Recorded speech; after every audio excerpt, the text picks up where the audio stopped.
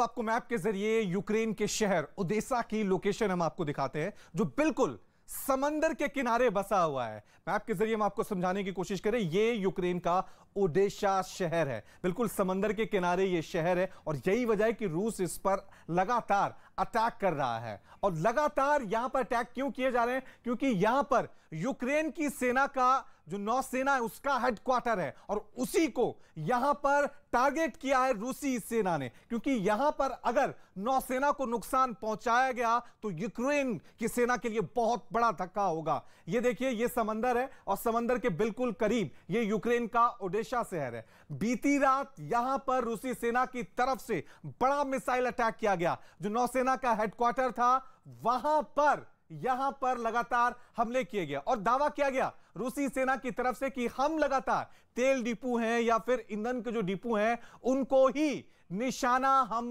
बना रहे हैं। तो यूक्रेन और रूस के बीच चल रहे महायुद्ध की ग्राउंड रिपोर्टिंग न्यूज़ 18 की जाबाज टीम लगातार कवर कर रही है। हमारे सहयोगी यूक्रेन में युद्ध क्षेत्र से पल पल की आपको अपडेट दे रहे हैं। लोगों को घरों से निकालकर शेल्टर होम में रखा गया है। ऐसे ही एक शेल्टर होम में पहुंचे हमारे सहयोगी अरुण सिंह ने वहां रह रहे एक स्टूडेंट से बातचीत की। The situation here in Center Home? In Center is a good station because we try to help any people who came here. Most of the people came here from the parts of the country where is the war. So we find a place. We are giving all the help that we can.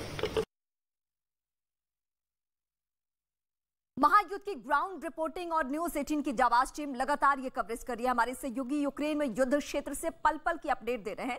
जो shelter home सुरक्षित जगहों पर बनाए गए हैं उसमें काम करने वाले वॉलंटियर्स टीम से बात की हमारे सहयोगी अरुण सिंह ने, और फिलहाल ये उन्हीं की रिपोर्ट आप देख भी रहे हैं। हमारे साथ शेल्टर होम में काम करने वाले टिम है। Mister Tim, how do you are helping people here? So I'm helping. Actually, I'm a student here, and I come here to live here for some moment. What do you think? When this war is going to end? I don't know. It's too difficult to say. Some people and some news says that it's gonna be not later. तो देखिए, लोगों की मदद करने के लिए लोग students हैं ये, और यहाँ पर आए हुए हैं, खुद वॉलंटियर कर रहे हैं अपने आप को और इन लोगों की मदद कर रहे हैं जो अपना घर बार छोड़ करके यहाँ पर आए। कैमरामैन कमल देव के साथ Arun Singh, news 18 India, Ukraine. अब आपको बताते हैं कि पुतिन ओडेसा को निशाना आखिर क्यों बना रहे हैं। ओडेसा यूक्रेन नौसेना का मुख्यालय है। ओडेसा पर रूस के हमले तेज हो चुके हैं। रूस की सेना ने तेल डिपो को पूरी तरीके से तबाह कर दिया है। रूसी हमले में ईंधन डिपो भी तबाह हो चुका है। इसी डिपो से यूक्रेनी सैनिकों को ईंधन मिलता था।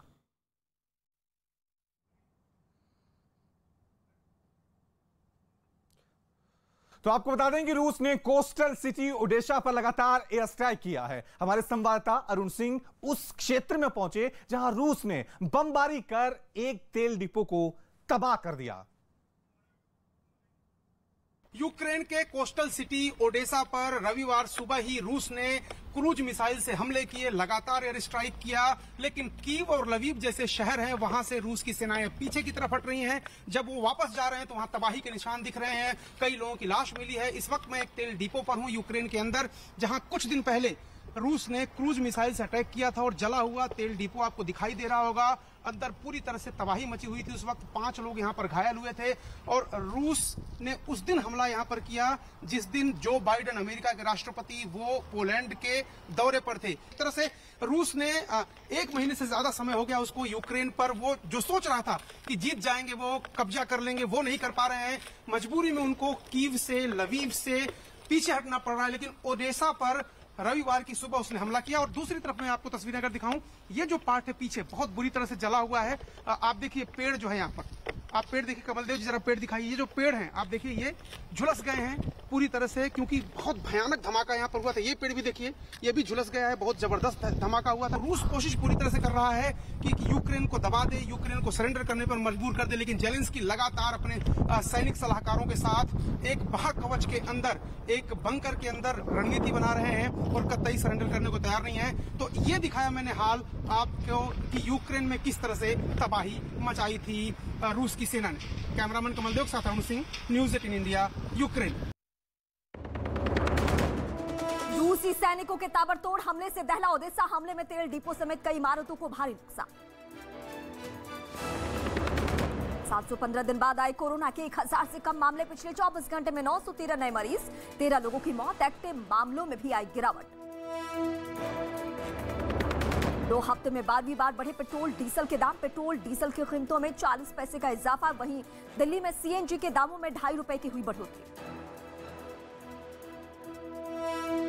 डेली जिस हिसाब से ये रेट बढ़ रहे हैं उससे यही अनुमान लगाया जा सकता है कि भैया कितना मुश्किल हो रहा है इस कॉमन मैन को सर्वाइवल के लिए। रोज प्रतिदिन पेट्रोल, डीजल, एलपीजी हर चीज़ महंगी हो रही है।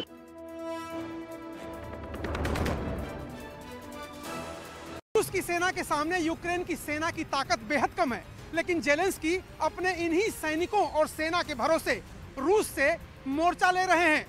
लेकिन जेलेंस्की को जैसे ही पता चला कि उनकी सेना में 2 विभीषण हैं, तो उन्होंने तुरंत उन दोनों को निकाल बाहर किया। दरअसल जेलेंस्की को डर इस बात का था कि कहीं ये विभीषण उनकी खुफिया रणनीति को पुतिन के साथ साझा न कर दें। अपने वीडियो संदेश में जेलेंस्की गुस्से में नजर आए।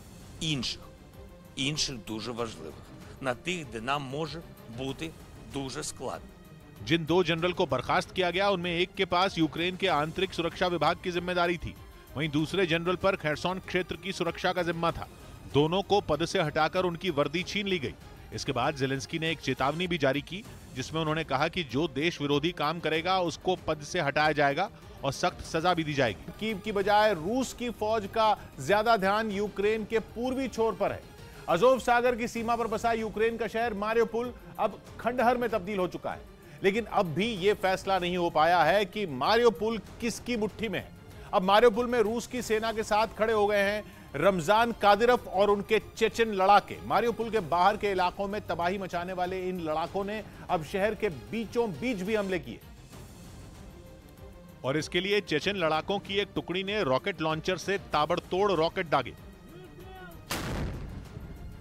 हमले से पहले रमजान कादिरोव के ये लड़ाके मारियोपोल के एक इलाके में जमा हुए। थोड़ी देर तक वहां आसपास की जगह का जायजा लेने के बाद उन्होंने हमले की तैयारी शुरू कर दी। इसके लिए लकड़ी के एक बड़े बक्से से कई रॉकेट निकालकर सड़क पर रख दिए गए। वहीं दूसरी तरफ एक चेचन लड़ाका रॉकेट लॉन्चर को तैयार करता दिखा। इसके बाद 2 लोगों ने रॉकेट लॉन्चर को उठाया और टारगेट की तरफ ले गए। वहां पहले दूरबीन से निशाने को देखा गया और फिर रॉकेट को लोड करके दाग दिया गया। इसी तरह चेचन लड़ाकों ने एक के बाद एक कई रॉकेट निशाने की तरफ छोड़े।